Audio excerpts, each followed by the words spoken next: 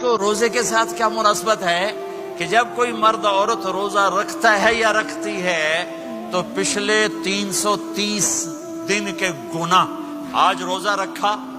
پٹی تیار ہو گئی، گناہ ڈال کے جلاؤ، دوسرے دن اور گناہ جلاؤ، تیسرے دن اور گناہ، چوتھے دن اور، 30ویں دن سارے گناہوں کو اللہ تعالیٰ جلا کے راکھ کر کے ایمان والے مرد عورت کو پاک کر کے صاف کر کے آخری رات کہتا ہے جاؤ بخشے بخشائے چلے جاؤ، جاؤ بخشے بخشائے چلے جاؤ۔ تو میرا نبی تو 2 کھجور پہ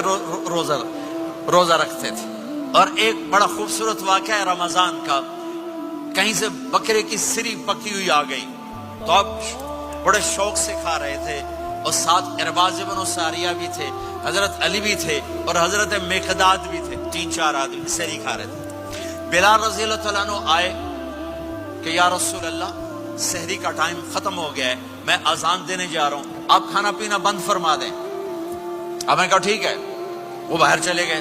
اذان دینے لگے، پھر خیال آیا میں دیکھ لوں کہ آپ نے کھانا چھوڑا کہ نہیں چھوڑا، واپس آئے تو آپ کھا رہے تھے۔ کہا یا رسول اللہ واللہ لقد اصبحت، اللہ کی قسم صبح ہو گئی۔ آپ نے ہاتھ پیچھے کر لیا، کہا ارے بلال نہیں ہوئی تھی، نہیں ہوئی تھی، تیرے قسم کھانے پر اللہ نے پہلے نکال دیا اس کو کہ تیری قسم جھوٹی نہ پڑے۔ حضرت علی نے فرمایا اگر بلال قسم نہ اٹھاتے تو جب تک میرے نبی کھاتے رہتے اللہ صبح کو پیچھے ہٹاتے جاتے۔